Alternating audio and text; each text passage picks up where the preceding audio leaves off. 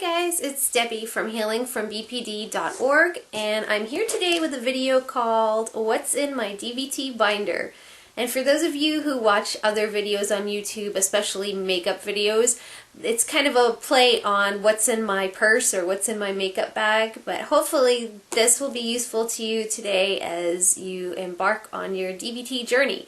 So whether you are already in DBT and you just want to compare with me and see if we have similar contents in our binders, or if you haven't yet started DBT and you're curious as to what's in here, I'm going to go over it. And just keep in mind that this is what's in the contents of the binder where I attend at the clinic that I go to. So it very well may be different from place to place, but I think the basics of what's in here are going to be the same. So I'm going to change camera angles and show you what's inside my DBT binder. Okay, so you'll have to forgive the lighting as we look at the cover because it's in a plastic sheet here. And basically what they put on the first page on the outside of my DBT binder is the DBT Core Skills. And this basically goes through each of the 4 modules and gives you kind of like a cliff notes, like a quick cheat sheet of a reference, if you will. So I'm just going to slip that back in. When you open up the binder, there are 4 modules and then a homework section, so I'll show you that. So as you can hopefully see, we have a module on mindfulness, one on distress tolerance, emotion regulation, interpersonal effectiveness, and the homework tab.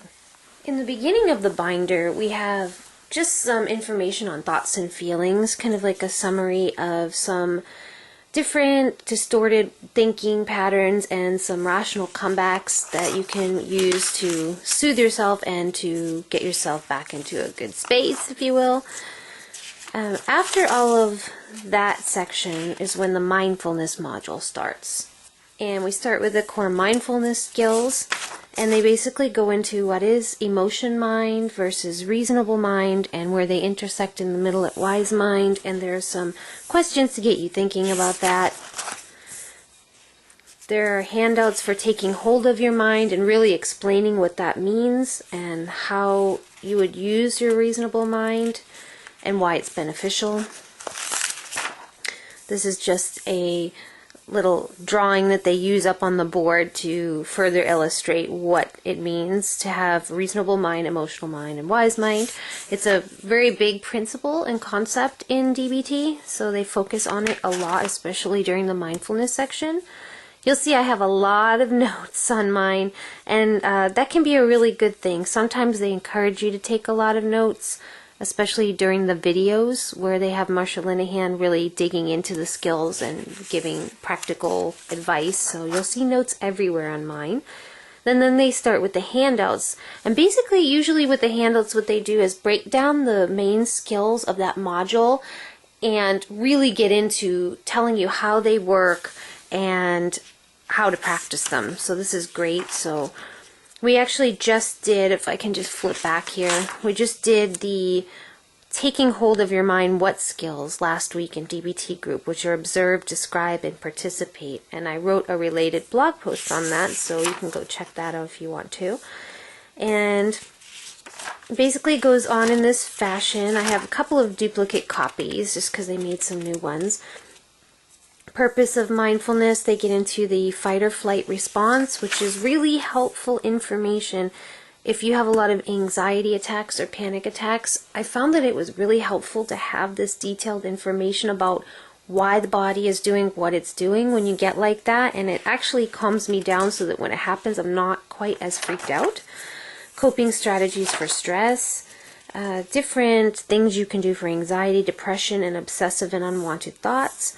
It gets into what is mindfulness at all, and everyday mindfulness, and starting a formal practice. Now, each module, depending on who's leading the course and how deep they dig into it, can take several weeks for the class to complete. And in the meantime, you're given homework as well to take home and do and bring back to class. And then the next section is distress tolerance. And again, we see the basic concepts and the main skills of this module broken down here and with details so that you can really understand what it's about. And these are crisis survival strategies.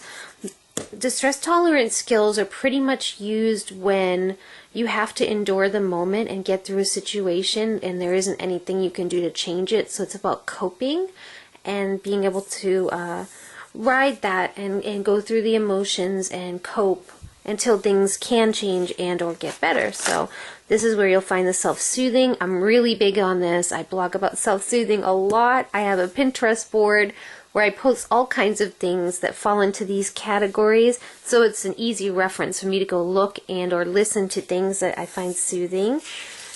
And improve the moment, more crisis survival strategies, thinking of pros and cons, guidelines for accepting reality.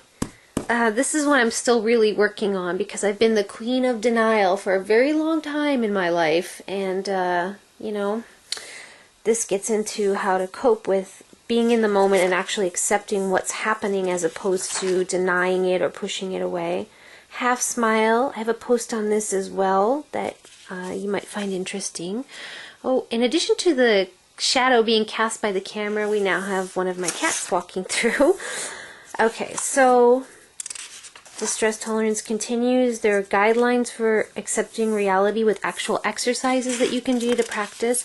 And again, this might look a bit overwhelming at first because you're thinking all of this content and how am I going to get it all?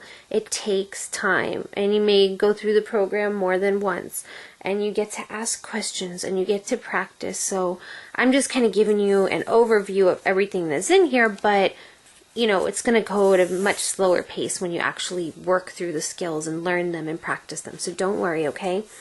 So these are just some ideas of using awareness in some practical ways, some more information on radical acceptance, and then we're already into emotion regulation skills.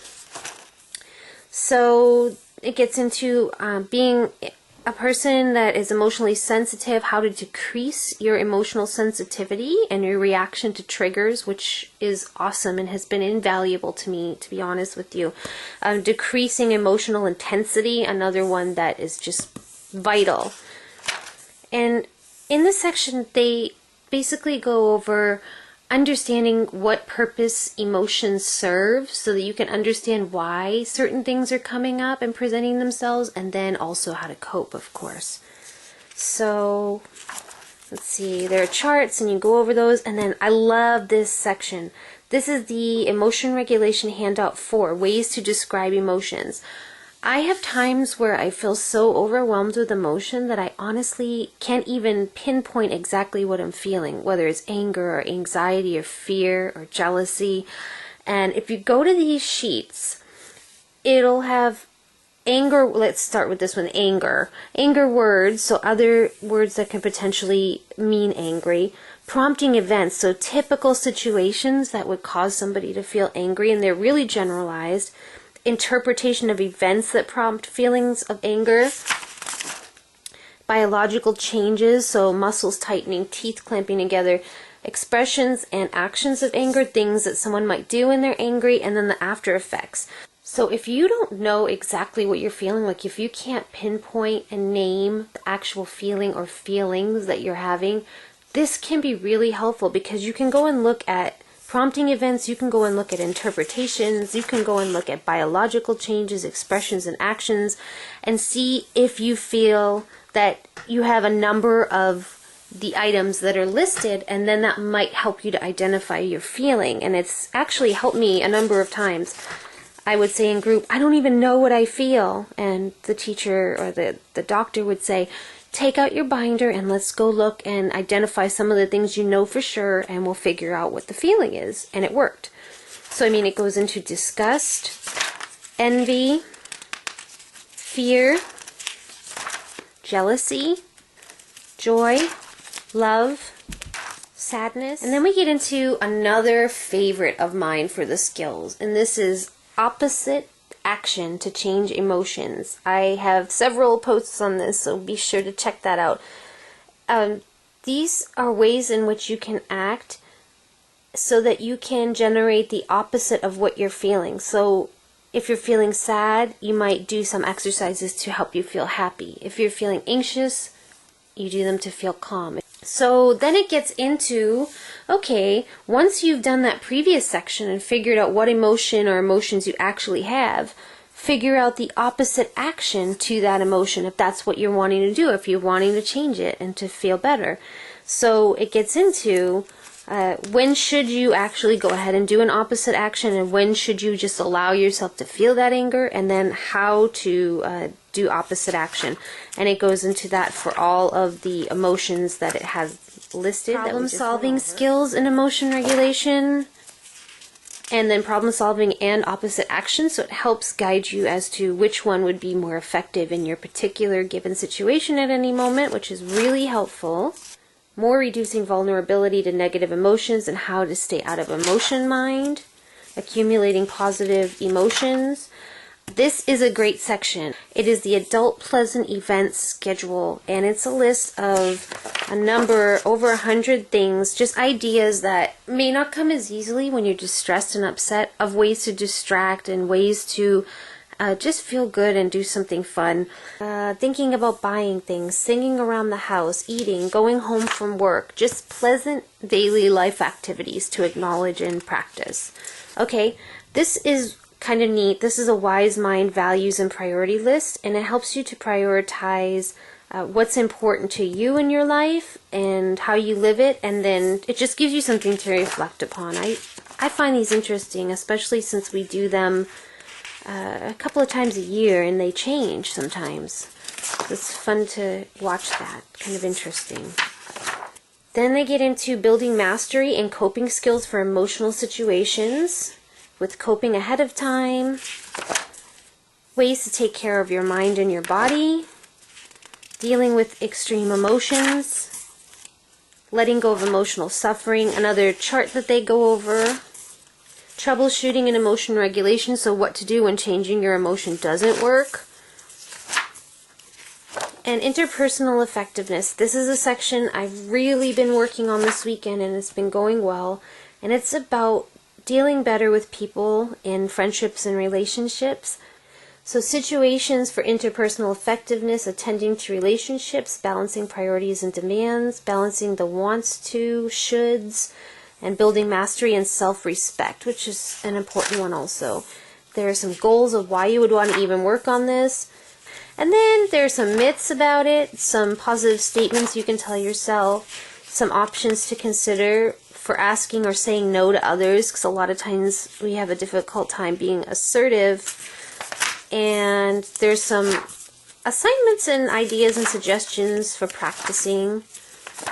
And then there's a homework section, which is where we have things like crisis survival strategies, where you keep track of days where you practice the skills. There are diary cards, there are worksheets that go with various things like the opposite action, describing emotions. I'm a big one on this. I've filled out a lot of these. This is Emotion Regulation Worksheet 1A.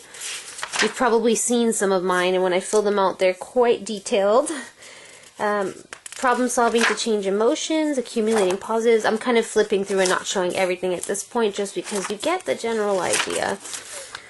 Also, in addition to my binder, I keep a notebook in there as well to take additional notes, because sometimes the room that you have on the worksheet really isn't enough, so that's another thing I do. And then I also keep a folder, and what I do with that is I put worksheets that I've already filled out on this side and worksheets that are blank copies on this side, and it's just helpful to have it organized that way. So I hope that this was helpful to you guys, and if you have any questions, just let me know. I'll do my best to answer them, and I'm also curious to hear the differences between my DBT binder and what you may have been issued in class, or if you haven't started DBT yet, let me know if this was helpful to you. Thank you so much for watching. We'll see you at my blog and in the next video. Thanks. Bye.